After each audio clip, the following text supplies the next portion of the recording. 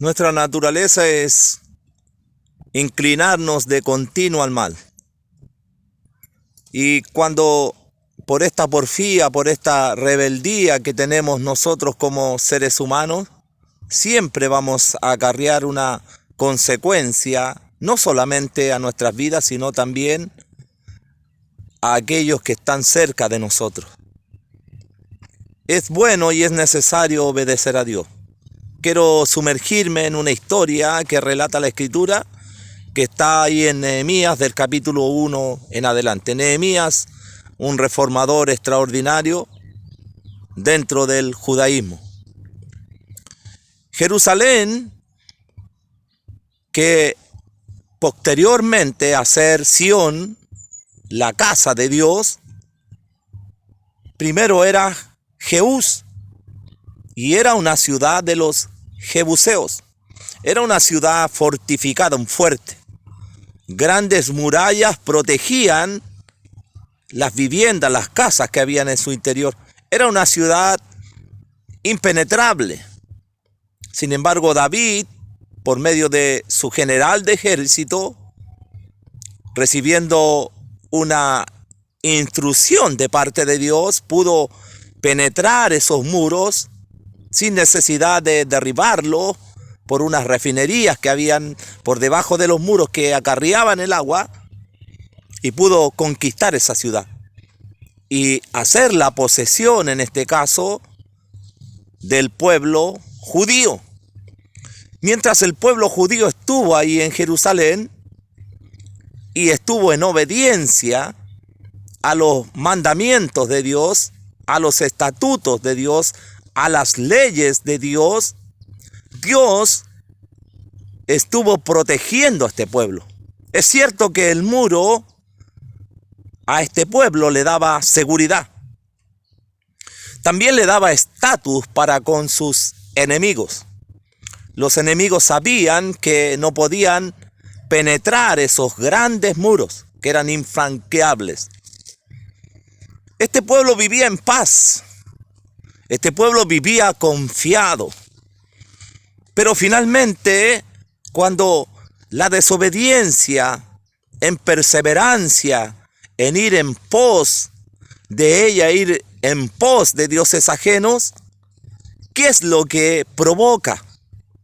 Provoca la molestia del Dios de Israel a quienes ellos sirven. Y Dios les hace entender de que finalmente ellos no dependen de la fortaleza de estos muros, sean de piedra, sean de cemento, sean de madera, sean de oro, sean de plata. No son los muros los que están protegiendo este pueblo. Es la rectitud de sus corazones, es el compromiso que ellos adquirieron con el Dios a quien invocaron como Señor. Y esto significa obediencia a sus estatutos, obediencia a sus mandamientos. Cuando esos estatutos, cuando esos mandamientos, cuando esas ordenanzas son quebrantadas, entonces la protección de Dios se retira, así como de una ciudad, así también de la vida de un hombre. No es la fuerza de nosotros la que nos hace vivir con seguridad, tampoco es nuestro poder adquisitivo, nuestro dinero, nuestro estatus, el que nos hace vivir confiado, sino que lo que nos da confianza es la obediencia, el sometimiento a la voluntad de nuestro Dios. Por eso el ángel de Jehová acampa alrededor de ¿quiénes? De aquellos que le temen. ¿Y qué es lo que hace? Los defiende. ¿Y por qué los tiene que defender? Porque hay un adversario, porque hay un enemigo que está interesado en poder penetrar esa defensa que está haciendo el ángel al mantenernos en obediencia, en sujeción a los mandamientos de Dios, pero cuando esos mandamientos son quebrantados, cuando esos mandamientos son desobedecidos, el ángel de Jehová baja su espada y el enemigo puede penetrar. Y cuando el enemigo penetra, lo hace en la mente del ser humano y empieza a desestabilizarlo emocional y psíquicamente. Y el ser humano, si está corrompido, se vuelve a corromper 2 veces más y empieza a perder la seguridad.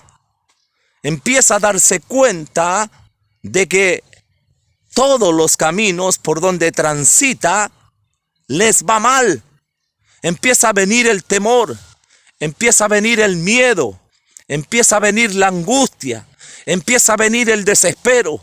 El ser humano pierde la estabilidad que solamente Dios le puede dar.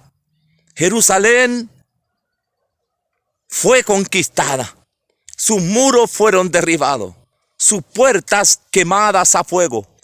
Ingresó el enemigo, arrasó con hombres, mujeres, niños, ocasionó grande mortandad en medio de ellos. Y a los que sobrevivieron, los llevó al cautiverio. Allí en ese cautiverio también había hombres de Dios.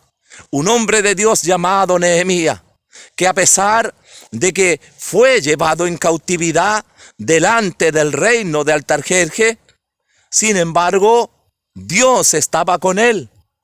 Porque en medio de toda esta circunstancia, cuando hay desobediencia de un hombre o cuando hay desobediencia de un líder que gobierna una nación, esto trae consecuencias a ese hombre en forma personal juntamente con su familia, y cuando trae consecuencias sobre un gobernador es sobre toda la nación que gobierna.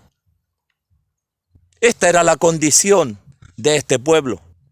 Nehemías, Dios lo resguardó, lo protegió, lo hizo copero del rey. Y estando allí en el reino, en Susa, dice la escritura, vino uno de sus hermanos llamado Hanani. Y Nehemías estaba preocupado por aquellos que quedaron y que no fueron a la cautividad. Este hombre de Dios, a pesar de tener seguridad, tener lo que necesitaba, estando allí dentro del palacio del rey, siendo el copero del rey, siendo honrado, sin embargo estaba preocupado por sus hermanos. Él pregunta por ellos y Hanani le da una noticia, que ellos estaban en gran oprobio. Significa que estaban mal, que estaban en angustia, que estaban en tribulación, que estaban allí en desespero. Nehemías se aflige en su espíritu, él entra en oración, él entra en ayuno y empieza a invocar el nombre de Dios, empieza a exaltar los atributos que hay en el único Dios verdadero. Señor, tú eres el creador de los cielos y de la tierra. No hay Dios como tú entre todos los dioses. Eres grande, fuerte y poderoso.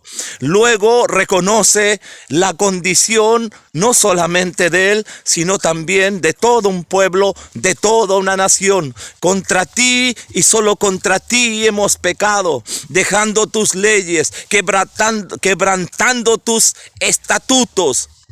Este hombre reconoce la condición de pecado de él y de su pueblo, pero también le recuerda a Dios sus promesas, que si ellos se volvían de sus malos caminos, la promesa de parte de Dios es que Él los recogería, aun si ellos habían de ser esparcidos alrededor de toda la tierra.